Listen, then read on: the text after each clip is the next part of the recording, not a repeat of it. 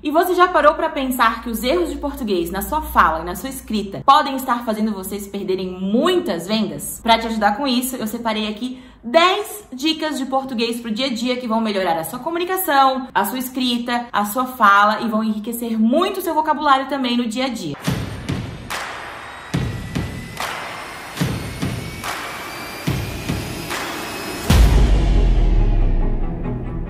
A primeira dica é a respeito do uso do para eu ou para mim, porque vai depender. Se eu digo assim, é para eu fazer, vem acompanhado de um verbo, vem acompanhado de uma movimentação, eu posso usar o para eu, se ele tiver continuidade.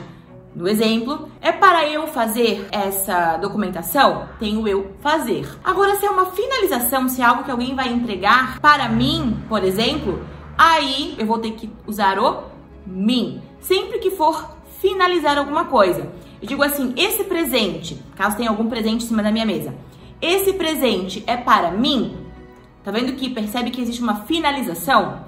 Quando acontece essa finalização, eu uso o mim. Segundo erro bem comum é o uso dos porquês, que são 4. Porquê número 1, que é o porquê separado e sem acento, que você sempre vai utilizar para perguntar alguma coisa no início de uma pergunta. O porquê junto e sem acento, que é para você responder.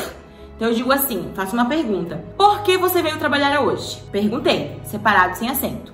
Para responder, junto e sem acento. Posso responder apenas porque eu quis. Então, porquê separado e sem acento, início de pergunta.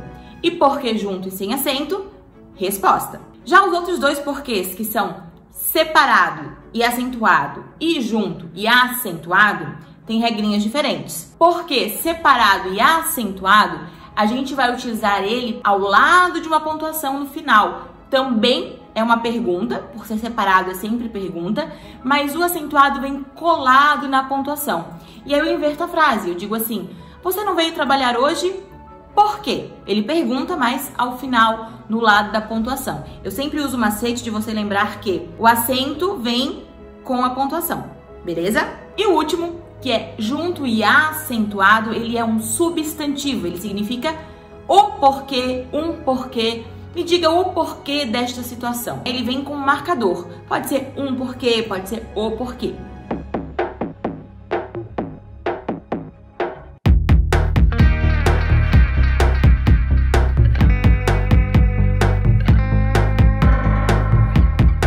Terceiro erro muito comum, muito feio, eu acho que está entre os erros mais feios da língua portuguesa, é confundir o agente junto com o agente separado, tá? Pensa assim, agente separado, ele significa nós.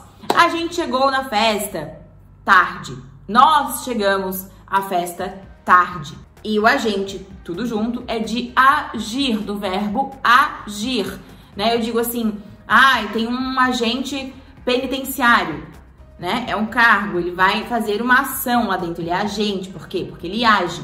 Então não confunda agente separado, que significa nós, com agente junto, tá? Que significa agir. Quarta dica, e também aí um dos bem confundidos no dia a dia, é misturar o mais com i e o mas sem o i, que significa porém, tá? Mais com i é soma. Eu quero mais dinheiro, somei.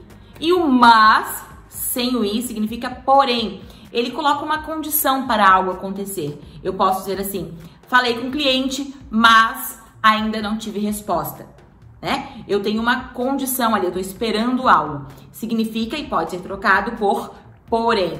Gente, cuida muito, muito, muito com mais e com o mas, porque isso realmente quebra e demonstra que você não tem conhecimento. Quinto erro, e muito utilizado na questão de e-mails, por exemplo, é a palavra anexo. Cuida porque assim, ó, em anexo é invariável, né? O documento está em anexo, a foto está em anexo. Posso usar em anexo sem me preocupar. Agora, se eu uso só anexo ou anexa, aí eu tenho que concordar. Se eu digo assim, o documento foi anexo, concordei porque é o documento. Agora, se eu tenho a foto foi anexada, a foto foi anexa, tá? Eu tenho que concordar, feminino com feminino, masculino com masculino e inclusive o plural também. Só o que não concorda é o termo em anexo. Aí esse eu posso usar igualzinho, independente daquilo que está sendo anexado ou anexada. Sexto erro, e também bem confuso aí, é a questão do obrigado ou obrigada. E o macete é, tá? Homens falam obrigado no masculino e mulheres falam obrigada no feminino. Exatamente assim. Depende não do que está sendo falado, mas depende de quem está falando. Então eu vou dizer sempre obrigada. Você, se for homem, vai dizer sempre obrigado. E essa é a regra que está na língua portuguesa, essa é a regra que tem dentro de todas as gramáticas.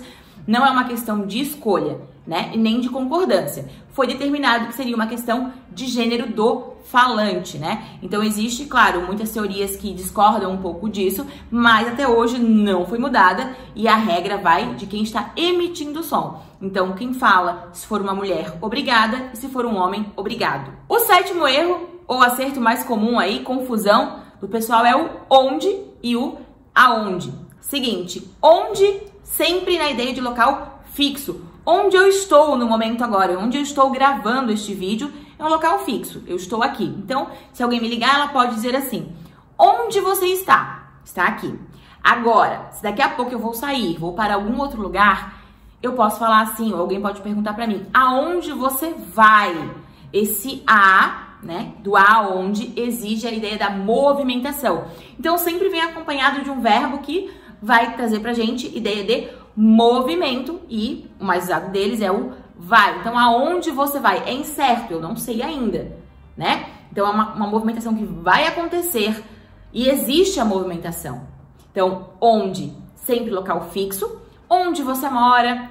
Onde você quer morar, tá? Agora, o com a vai movimentar. Aonde você vai? Aonde você quer chegar? 8, e não menos importante, afim junto ou afim separado, tá? Apesar dos sons serem iguais, porque a pronúncia agora eu falei afim, você não sabe se eu estou falando afim junto ou afim separado, né? A pronúncia ela é igualzinha, mas a escrita é diferente. Então, o afim junto vem da palavra afinidade. Então, eu digo que eu tenho assuntos afins com aquela pessoa, eu tenho afinidade com ela, eu tenho assuntos parecidos, eu tenho assuntos a tratar com ela. Agora, o afim separado é de a minha finalidade, o que eu quero finalizar, né? Então, se eu digo, eu estou afim de comprar uma casa na praia, é que a minha finalidade é comprar uma casa na praia. Então, volta lá. Os sons são parecidos? Os sons são parecidos, mas o significado é completamente diferente. Afim junto é de afinidade e afim separado é de a minha finalidade. Separadinho. O nono, que é muito feio quando se erra, que é o meio ou meia. Chay, mas meia existe? Existe. Existem dois tipos de meia. Existe a sua meia que você coloca lá no seu pezinho, né? Que é um substantivo que dá nome a alguma coisa, tá? Isso você pode usar o meia sem ter medo. E existe o meia de metade. Existe o meia, sim, de metade, mas quando significa realmente algo pela metade. Se eu digo assim, eu quero meia jarra de suco, eu quero suco pela metade. Agora, se eu falar que eu estou meia cansada, eu tenho como estar cansada daqui pra baixo? Tenho como estar cansada só do lado esquerdo ou só do lado direito? Não tenho. Porque isso seria eu estar mais ou menos cansada. Então, quando eu uso o meia para metade, beleza. Meia jarra de suco, meia maçã, tudo bem. Agora, quando ele se refere a uma pessoa e tiver o significado de mais ou menos, aí não posso. Eu tenho que usar meio. E também na ideia de meio-dia e meia. Por quê? Porque é meio-dia mais meia hora. E o 10º, não menos importante e muito utilizado, que causa muita dúvida também, é a ideia do este ou esse. Pensa assim, este é presente e muito próximo. Então eu digo assim, este, esta sala, esta professora, esta camisa. Percebe que eu consigo encostar? Eu digo esta camisa, que ela tá aqui. Eu digo este dia, que é o dia de hoje, este ano, que é o que está acontecendo, presente e algo muito próximo a ponto de eu encostar para demonstrar até. Agora, o esse, ele tem que ser a ideia de um pouquinho longe. Então, um pouquinho longe eu digo assim, essa janela, percebe que eu não encosto na janela. Eu digo essa janela, essa semana que passou, porque ela já tá passada, ela não é recorrente. Ou se eu me refiro a algo que aconteceu em 2019, por exemplo, aí esse ano foi um ano bom, comparado a este de 2020. Esse é uma referência um pouquinho distante. Quando você faz uma venda, ou quando você fala com alguém, por exemplo, e você diz assim, esse apartamento, se você não está no apartamento, você pode dizer esse apartamento.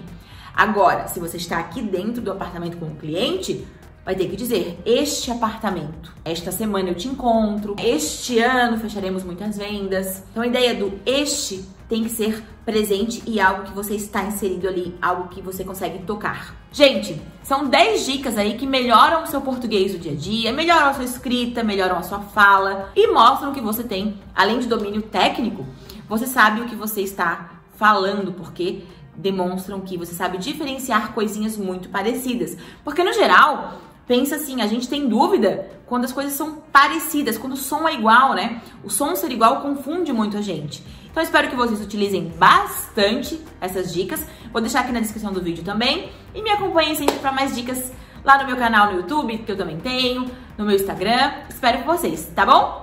Beijo!